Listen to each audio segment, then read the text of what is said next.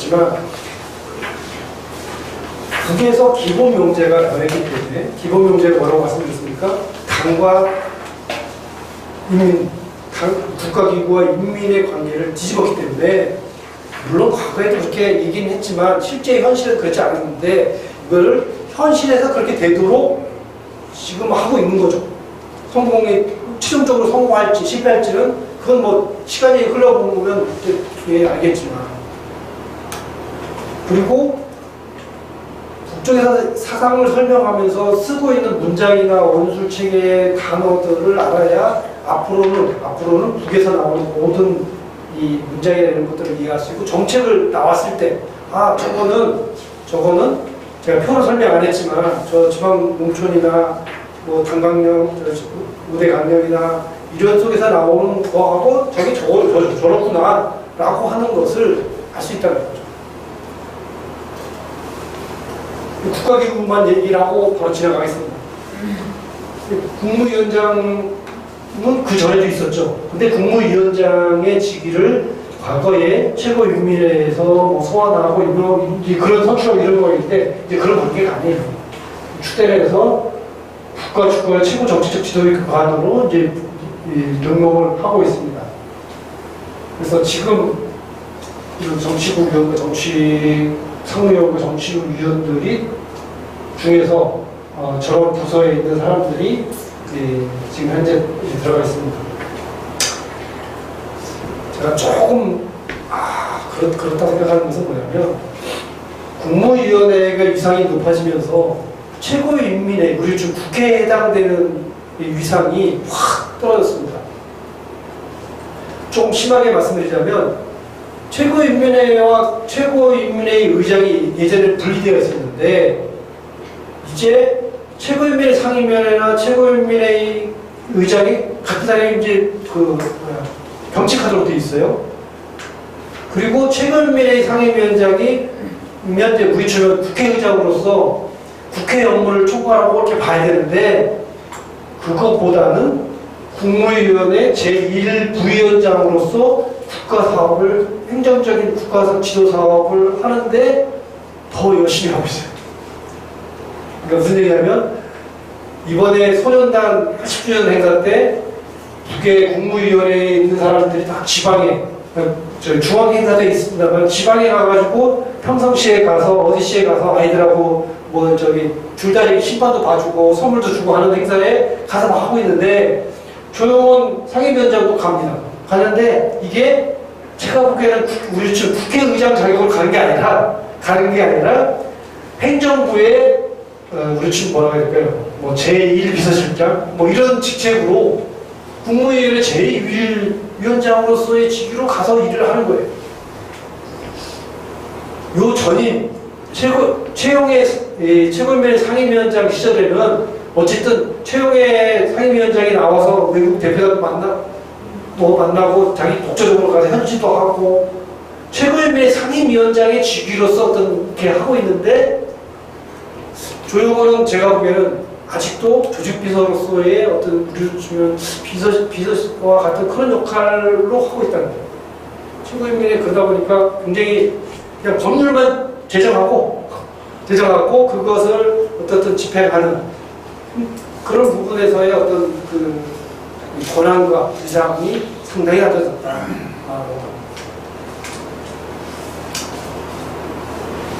지금까지 지금 있는지 모르겠지만 알려진 국무위원회 밑에 부서들입니다.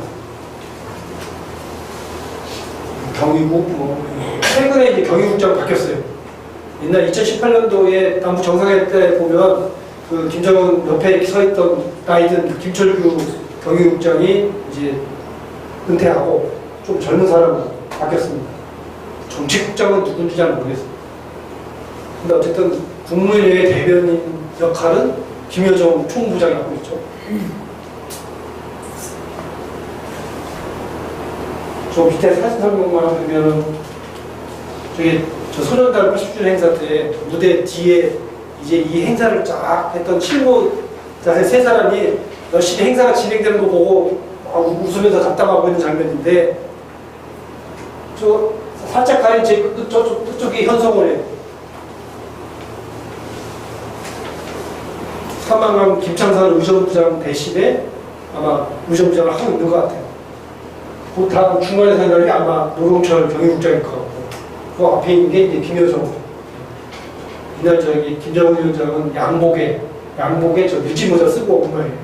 그 밀짚모자는 김여정이 들고 있고, 그게 참 어렵습니다. 들어보면. 아니, 당이 정치위원이면서 비서이며 국무위원회의 위원이며 당의 전문부서에 누구죠? 김여정은 직책이 뭡니까? 그게서. 당부장. 네? 당부장. 총무부장이에요. 근데 총무부장이 저거 하는 거 아니거든요. 저거 하는 거. 그러면 이게 지금의 어떤 모든 당의 기구나 국가기구의 정상화라고 씁니다. 정상화 되는 과정에서 보면 김여정이 저렇게 활동을 하려면 김여정은 총무부장 직책도 있지만 저런 걸 하는 부서의 책임자라는 거죠. 선송호는 선전본부에 가면 행사과가 있습니다. 저 행사과 부부장이에요. 그러니까 행사과 부부장 겸 국무위원회 의정부장이다. 뭐 이거는 이해가 돼요. 김여정은 도대체 안 끼는 데가 없어요. 국무위원장이 이렇게 저 벨라루스 대통령 와가지고 이렇게 사인하면은 옛날 2018년처럼 사인한 거 싹 해가지고 싹 접어서 자기가 하는 거야. 그럼 이거 우리 대통령실에 누가 합니까? 이거 총무수관을 하든 어쩌면 뭐 비서실장 하든가 뭐 이렇게 해줄 거 아닙니까? 근데 김여정이 해요. 대외 대남 중요한 정책 뭐 이렇게 하고 김여정이 합니까? 무슨 직책이에요? 총무부장이 왜 그런 걸 합니까? 국무위원회 정책국장이면 또 그럴 수 있어요.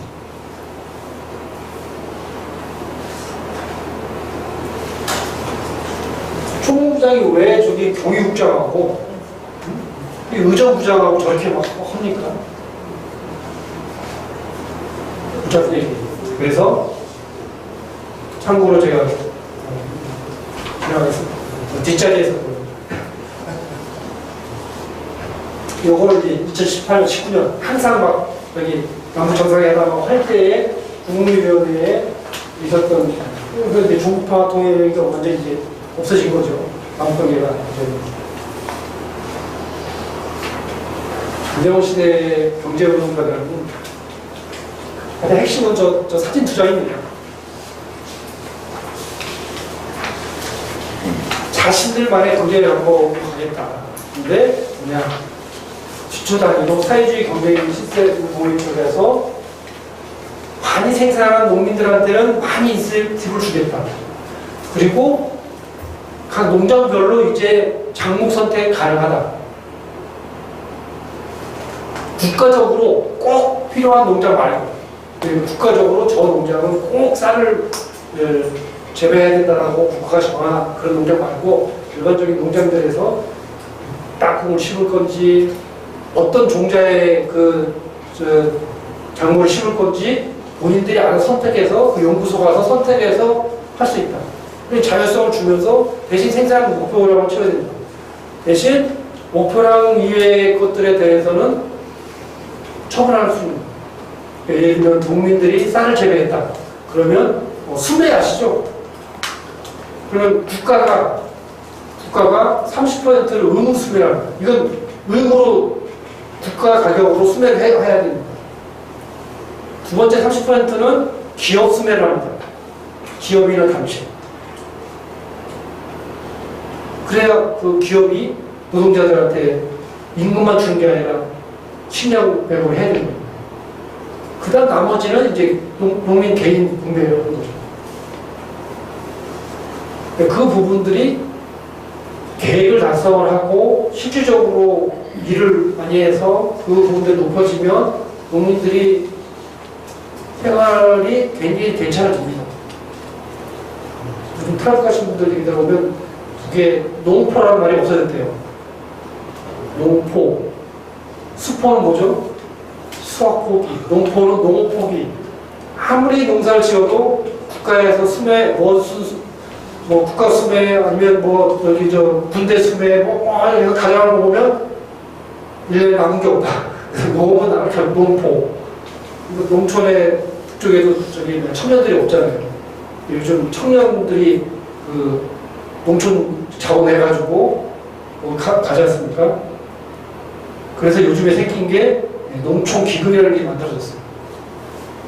그렇게 탄원해서 간 젊은이들한테 그 사회가 국가가 주는 거 외에 사회 기금에서 보조하는 형식으로 기금을 만든 거예요. 그거 저기 휴대폰으로 딱 자동 결제 가능합니다.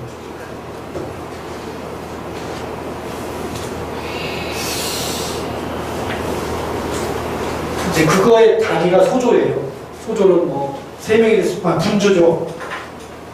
3명이 될 수도 있고, 뭐 10명이 될 수도 있는데, 그 안에서 저 사람들끼리에서 다른 분조화에서 두 번째로는 담당자가 다 되는 겁니다. 담당자.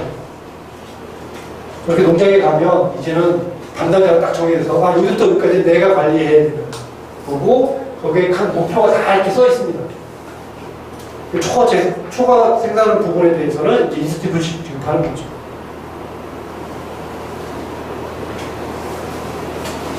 지나가겠습니다. 시장 내기만 하더라도. 한 문장으로 말씀드리면, 제일 밑에, 저기 강동군인데, 태양시 강동군인데, 종합공사소입니다.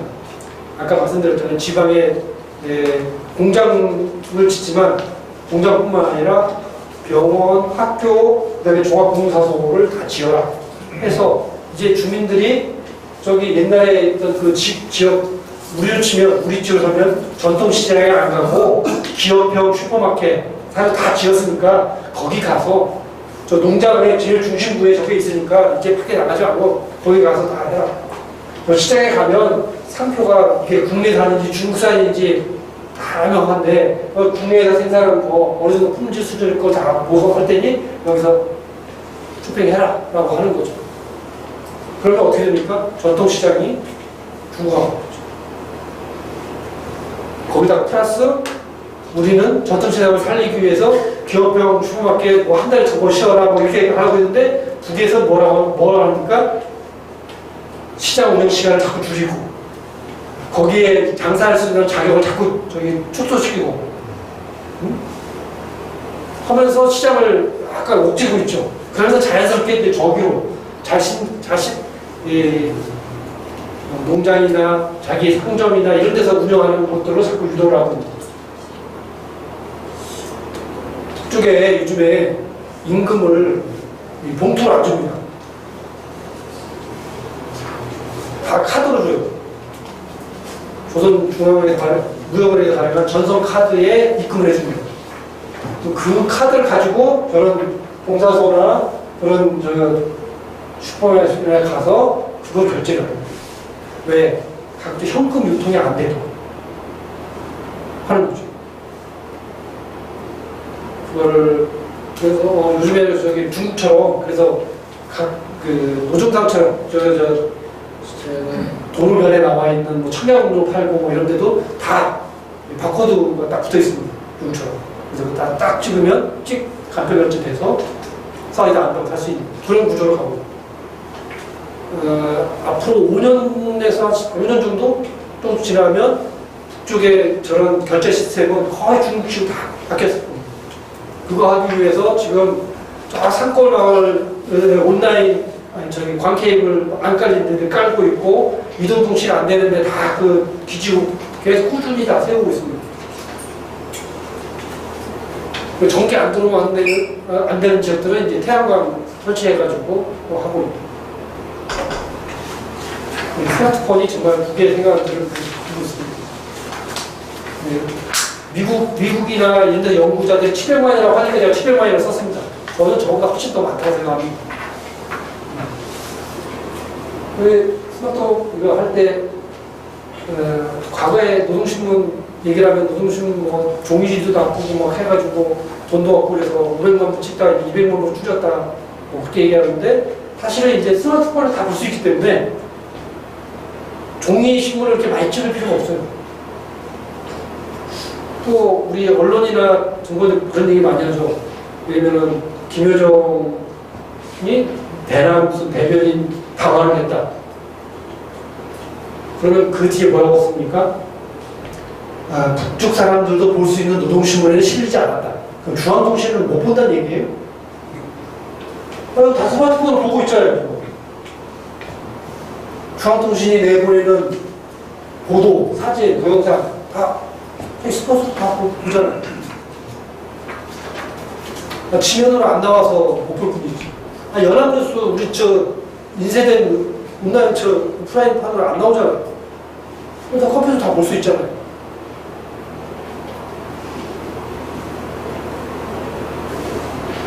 지나가겠습니다.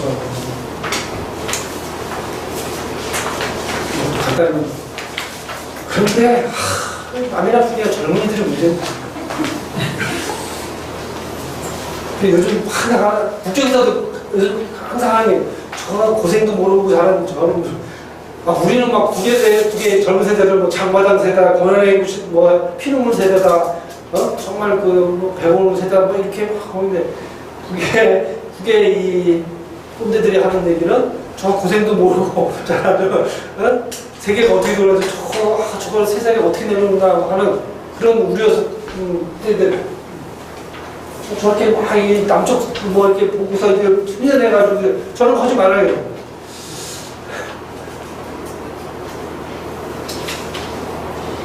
그리고 이 수학 문자 할 때 이거 줄임말 쓰지 말고 그거 얼마나 불편하니까 그걸 두 장을 줄이면 되는데 그거를 다 치우고 있으면 그럼 어떻게 해야 돼요? 딱 줄말 쓰면은 딱 풀네임이 딱 자동으로 바뀌게끔. 하여튼 끊임없이 노력을 합니다. 근데 어쨌든 고생을 본다고 하니까 이게 겨울에 백두산 행군을 시키지 않습니까? 백두산 칼바람을 맞아봐야 너네 할아버지, 아버지 세대가 얼마나 큰 고생 속에서 이 나라를 지켜왔는지 알 수 있어. 우리가 비슷해요. 네 나라가 말이야, 저 현충원에 한번 가봐야 우리 전쟁이 그 전투에서 너네들 얼만큼 했는지 알아요. 과거에 우리가 했던 것들을 북에서 참 많이 합니다.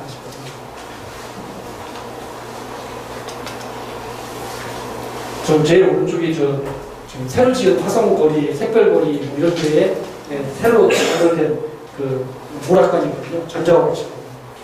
거기 뭐 항상 활발해 보면 외국 사람들도 가서 막 찍어 보면 또 거기 보면은 얘네들은 그냥 저 스마트폰 가지고 삼홍전자지구, 흰눈 전자지구 이런 것처럼 자기 카드도 거기다 등록해서 그거 갖고 와서 저기 들어갈 때 입구에 찍고 띵 하고 가서 저 프로그램 선택해가지고 결제하시겠습니까? 뭐로 하시겠습니까? 바코드하고 저기 찍는 거 카드 그렇게 해서 그냥 저렇게 하고 있어요.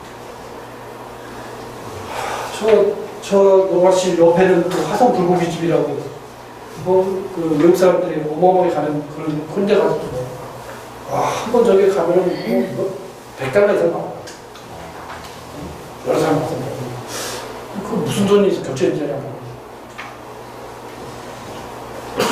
사회문화적 그게 헌법에서 뭐 무상 의료제 뭐 이런 단어들이 삭제되면서 북의 공산주의 사회주의 정책에 후퇴하고 있다. 현실에서 못하고 있는 것을 마당에서 삭제했다. 이렇게 얘기하는데 제가 보기에는 사회주의 헌법이라고 하는 단어를 사회주의를 빼고 그냥 조선민주주의 헌법 이렇게 한 것은 사회주의 헌법이라고 게 안 맞다는 거죠. 지금 북한의 현실은. 그 현실에서 못하고 있는 측면도 있지만 지금 북에서 기본적으로 헌법의 기본 내용들을 보면 완전 승리한 사회주의 지향을 하고 있거든요.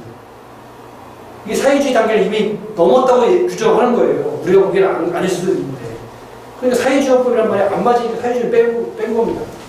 그리고 지금 단계에서 어려운 부분들은 뭐냐. 이제 건강보험만 얘기하면 국가가 다 무상 치료하고 뭐 예방을 하고 하는데 예방의학이나 구역 담당제나 이런 것들은 계속 간다. 근데 헌법 규정에는 빠졌어요. 그 단어가. 근데 다른 글에 보면 또는 신문에 보면 그거 열심히 하라고 써 있거든요. 다만 건강보험을 이제는 개인도 부담해야 된다. 지금 단계에서. 그래서 월급 나오면 그 중에서 몇 %를 의무적으로, 그래서 그게 보험 기금으로 돼서 국가 지급 부분하고 기금 부분이 합쳐져서 지급이 되는 형태로 가고 있다. 저게 사회주의적 아닌가요? 원래 복음이라고 하는 건 사회주의에서 부분